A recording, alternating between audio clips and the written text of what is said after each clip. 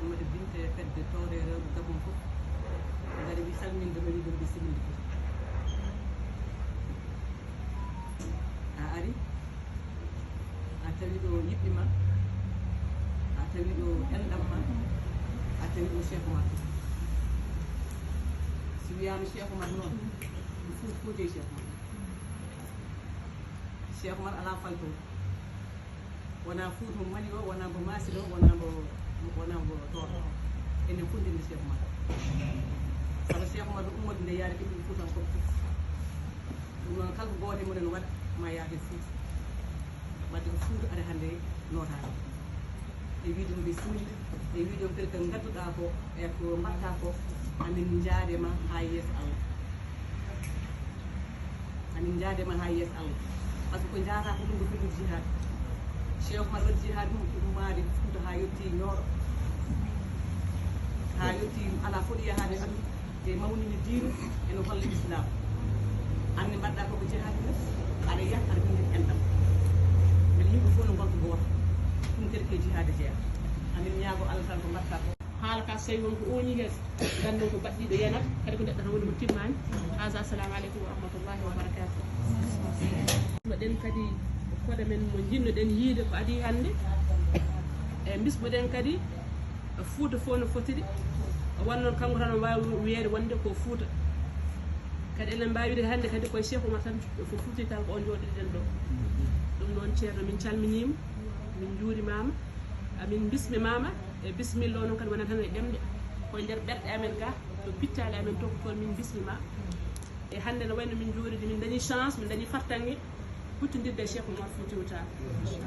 hay sinno kadi sen mbi enen wonɓe ɗo ɓe fof mo sikki ala fuutanke mo mamum walla mo jaatum yaadano e Cheikh Oumar mo rendano e Cheikh Oumar kono noon sen mbaɗi hono ni e mbaɗɗen ko fodde men mbaɗɗen kadi koko haani mbaɗɗen kadi koko foti kanko kadi arde kadi tawa en ga to nguurɗen ga ko waɗi kadi kono taani ko waɗanno ni so hoccude silama makko yaha firde ya jihaadi kanko ha joni koye gon feɗo woni koye ngal koyngal kadi o yaɗɗi eɗen ñaago Allah subhanahu wa taala ande Allah wallitama cellal hokkama sembe ɗumne nguurɗam makko moƴƴini kadi battane makko ko woni feere makko ko woni fandare makko e yidde makko e ko fate Cheikh Oumar ko yo Allah timminamo ɗum jaayi nabi Moustapha ɗum noon ceerno min mbima bisimilla Fuuta fof noon wima bisimilla Fuuta rewa e worgo ha Nioro ha Massina wima bisimilla kadi ko rewɓe wuuɓe ɗo e Libre e nder wuuro Libreville mbima kadi bisimilla e dow amen inde amen min so jiɗi ɗum to gandi koye on tan fono jiɗi ɗum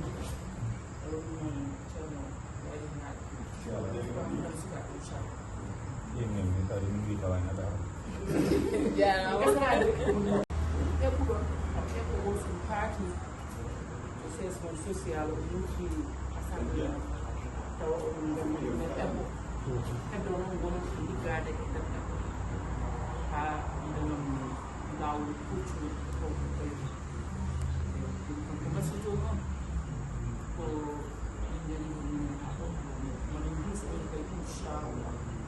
e mbawɗe amen kono noon fof deɗɗe jiideɗo jingel e mo hande amin ɗo hay goto amen hokkama ɗum ɗo ɗum min mbawa nde yimɓe so ballite donc noon ko waɗi min miijade on noon e kadi ɓe kono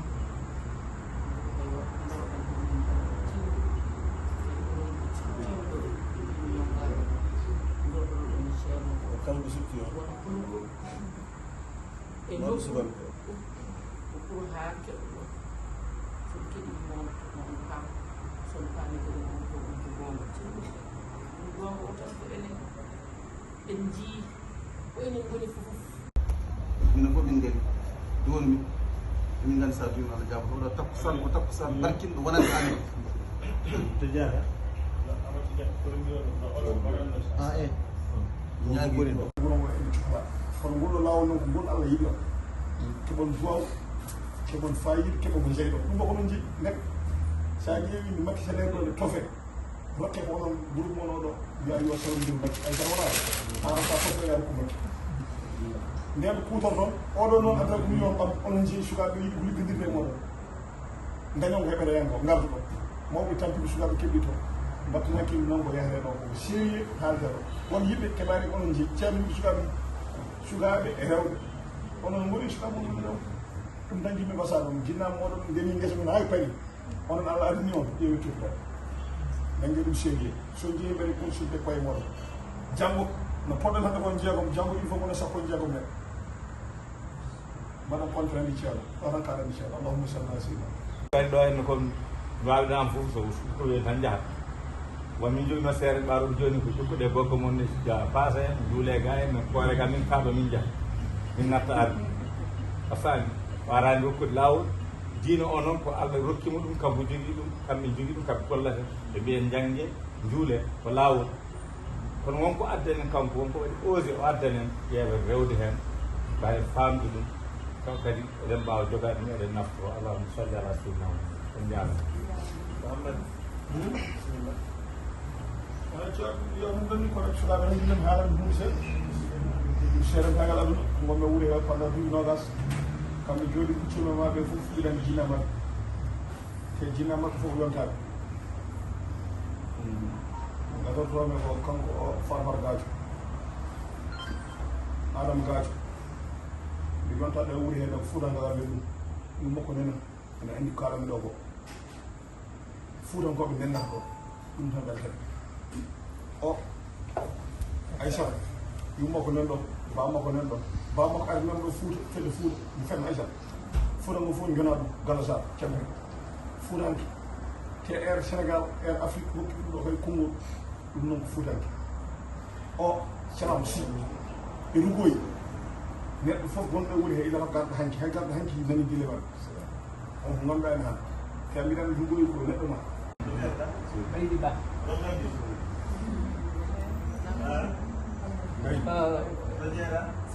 Tudagare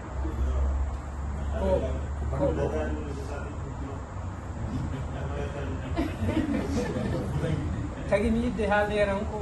mbeɗe weltino kon ɓeydino tagi weltare nde ɓeydade ko yiide wanniraɓam rewɓe ɗo te mbeɗe andi kadi wallahi asim amin jogui capacité oɗon par ce que amin kawra e association aji he amin jogui darde mawde ko fayti association pour yidde rendinde jeunesse haalpulareɓe ɗum noon somi yiiɓi ɗo hannde ko weltade mawde waɗimi wallahi asim mbeɗe welti hen ha ɗon wayade par ce que amin gandodir ko ɓooyi te somi yiiɓi ɓe gari ɓe noddama ko fayte cheikh gonal Fouti Tall te ko ceerno men oɗo noddi men wallahi asim yaaha te min de mbeɗen caggal Allah caggal moon mbeɗen to worɓe to mbeɗen to rewɓe ay mo ɓeɗo yaltino natimo min ko debbo ko après ngaran jiɓe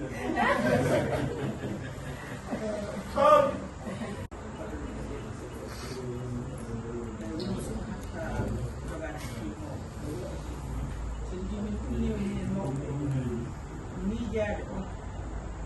amin ganni ko ndari ndiyam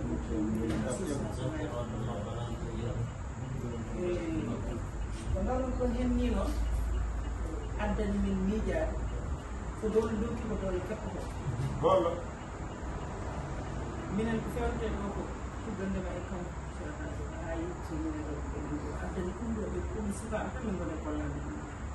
amin ñaagui Allah noon duufa amin juute amin ɗo kono sago kala mawɗo so dollimo golle ɗe ko yettino e sukaɓe ɗum woni tagɗe minen noon amin caggal Allah amin caggal moon ƴeewe ko waɗata nokko woto muɗum so janngiro ɗum hakkille mum ƴeewa naamuɗum ɗum e cerveau mum ɗum woni woni nafoore men mere te goɗo muɗum waɗime nafoore kala kadi mi ferginaki mbiyaani e wallahi ma ɗumi nafoore nde kala e moɗon noon jeebi ɗum ma yoyi ɗemɓoyde to ɗon ɗo ɗoɗaɗo ɗum mbiya min de ɗum komi tawnoɗo nde wattede kono noon sa yimum noddi on ko amin yakude ɗum ala ɗo e ɗum komin jiɗi oɗo joni o ko andal muɗum so tawi on kutorima par ce que oɗon janggi maire uji ɗi ne garɗo guila hecci haki totta ko ɗum tottama ɗum nanggue taw barrade ganda on ndeno tottama ɗum onon oɗon janggi son tottama oɗon mbawi janggo ɗum jogui tamuɗum jangon ngal ɗon ko woni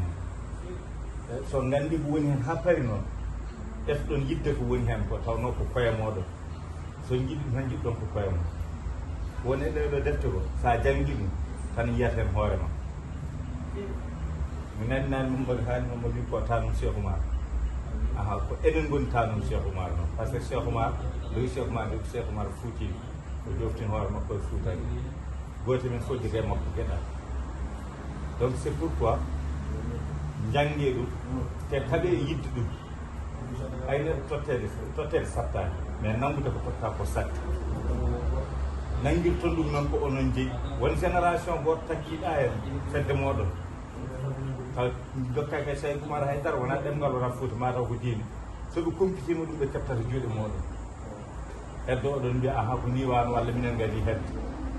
neɗɗo noon so heeɓi fodde muɗum yo nangu tawno fodde heɓtete kadi ko gaddoytunoɗa sa addanama nangu sa jooɗima noon aɗa wiya mi haalanaka mi arata a ala hen a yeɗaka hen jamma yeɗaka hen arsi a jeeya ɗum ɗo hen hay goto mon o fad ha wiye yo ara nanɗo fo yo nangi bandum kadi ɗum ɗo hen hunde d'apporter sa contribution au respect de l'instruction formulée par le khalife général Thierno Mountaga Ahmed Amir al-Mouminin. 2 objectifs. L'objectif principal de Rendo est d'unifier les croyants, de baliser les voies d'entraide et consolider la collaboration autour de références uniques qu'est la religion d'Allah. 2 bis. Objectifs généraux. La mission principale au sein de l'association Rendo s'articule autour de 3 objectifs suivants. Premièrement, réhabilitation de l'œuvre de Cheikh Oumar Foutiyou Tall. Il s'agit, par une démarche rigoureuse, de réécrire l'histoire de ce saint pour mettre en évidence, par des faits réels et vérifiés, les principales étapes de sa vie, de sa mission religieuse et de la guerre sainte qu'il a menée, en particulier contre l'idolâtrie, le paganisme et l'athéisme. 2. Éducation religieuse des populations. Il est question d'inviter les populations à connaître le point de vue de l'islam sur la problématique du monde moderne. Sans parti pris, Rendo pour chaque point soulevé cherchera la vision de l'islam. Il sera rappelé aux populations les fondements de l'islam ainsi que les pratiques de cette religion. Rendo, avec les populations, identifiera les besoins, préparera les projets de développement sectoriel qui seront soumis aux autorités compétentes et aux partenaires au développement. Rendo participera activement à la réalisation et à l'évaluation de ces projets et notamment à ceux portant sur l'alphabétisation et la formation. Objectifs spécifiques. La réalisation des opérations suivantes constituera des objectifs spécifiques à atteindre dans les délais que le bureau se fixera. Rapatriement de France des biens de Cheikh Oumar Foutiyou Tall, réalisation d'instituts de formation, édification d'une bibliothèque Cheikh Oumar Foutiyou Tall, création d'organes de communication écrits, parlés et audiovisuels, réhabilitation et construction de mosquées, formation des populations à la gestion des projets, équipement et création d'infrastructures sanitaires, mise en place d'infrastructures d'eau et d'électricité, lutte contre le sida, la prostitution, la drogue, méthode d'intervention. Pour atteindre les objectifs qu'elle s'est fixés, Rendo se propose de procéder comme suit. Organisation d'une ziara annuelle à Halwar, pendant laquelle des personnalités reconnues présenteront et commenteront de ce document. En nous résumant, Rendo, une association qui a été créée au lendemain du bicentenaire de la naissance de Cheikh Oumar Foutiyou, donc, et qui a comme but d'œuvrer autour de la pensée de ce saint homme. C'est ainsi qu'a été créée l'association Rendo et qui aussitôt s'est mise au travail dans tous les continents. Rendo est interplanétaire aujourd'hui. Vous l'avez en Europe, en Amérique, en Afrique. Et la présence et le pourquoi de notre présence aujourd'hui en Afrique centrale, c'est la clôture d'une tournée qui a débuté depuis le 15 octobre. Nous avons commencé à partir de Brazzaville, nous avons fait Pointe-Noire, nous avons fait Kinshasa, nous avons fait donc aujourd'hui Libreville, nous avons été à Port-Gentil et nous voilà à Libreville pour clôturer le 23 prochain. Les jeunes et les femmes, vous êtes les fers de lance de cette association. On compte surtout sur vous, parce que c'est vous qui représentez demain. Et à partir de ce mouvement, ce travail colossal qui a été rassemblé, nous avons des grands projets en mire, c'est-à-dire en vue. L'un, c'est le symposium qui aura lieu à l'UNESCO au mois de novembre prochain. Pourquoi?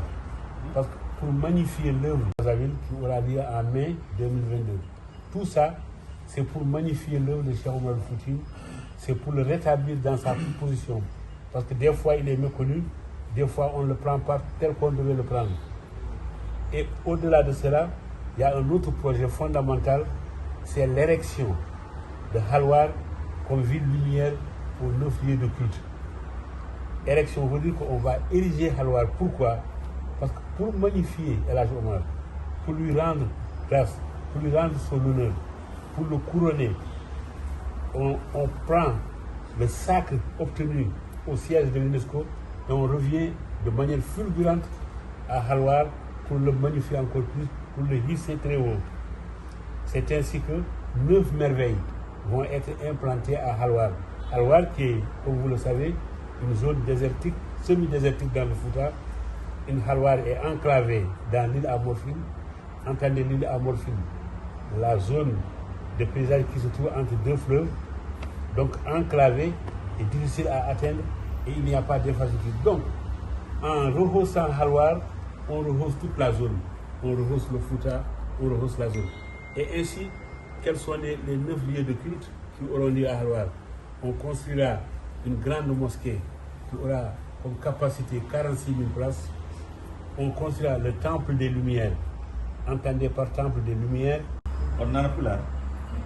On a un pula. On a un pula carré. Voilà, on a un pula. Olha. Oh, on a un pula. Tayo minor kung gudimat tuta, minor pula na pula. Bon, on calmina. Halo makko kam sikki fawte hewata no feewi. Etto tan ko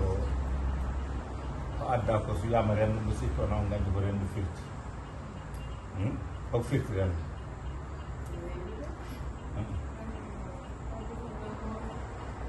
Rana ali wala gol goɗɗo kadi gol o ko woni rendu ala ceernani mi nani wiya haade moon yidde ko kaaleteɗo yon nganndude ko sikko Allah diwitno ade ma rewde mi annda wona renndo kadi so mbiyama ndehe ɗum ɗo ko non jeeyi ko renndo ngannde renndo ko firti ko union woni développement noon ko sukaaɓe on wiya sukaaɓe e rewɓe d' accord ɗum wona nayeji mbaɗene ɓeɗo de ko sukaaɓe e rewɓe hecci ɓon seeɗa tan ko ɓen mbiya so tawi on gaddanama ko jiimi e association rendo e ko ceerno addi ko famɗumi gandal famɗuɗe andi guiɗe tati nani hen jokkere en ɗam nani hen so tawi yimɓe nendi ko et vous voyez que ces 400 places là ce sera 7500 places, c'est-à-dire 10 fois plus grand. Et vous imaginez, il y aura une université qui aura une capacité de 1500 élèves. Il y aura également un Dara moderne. Un Dara moderne, mais accouplé d'un centre de formation. Si bien que les arabophones qui sortiront de ce centre, nantis de leur diplôme arabophone coranique, qui seront des exégètes en Coran, seront en même temps des techniciens affirmés et qui seront prêts pour l'emploi et qui seront versés dans le marché du travail. Vous voyez, c'est une innovation. C'est-à-dire qu'un Moussa Diaye qui sort du Dara deviendra un électromécanicien ou un ingénieur en électricité. C'est ça l'approche. Ensuite, il y aura un hôpital qui répond aux normes internationales, un hôpital ultramoderne avec 2 blocs opératoires. Tout ça à Halwar. Il y aura un palais résidentiel du Khalif où seront reçus les hôtes de marque. Il y aura 55 logements. Et il y aura une bibliothèque grandiose. Une bibliothèque où des gens viendront de tous les pays du monde pour venir s'abreuver à la connaissance omarienne. Voilà en gros le projet de Halwar et qui est l'œuvre de Renlo. Renlo qui a été créé et pensé et guidé par l'homme qui est en face de vous, que l'on appelle nous.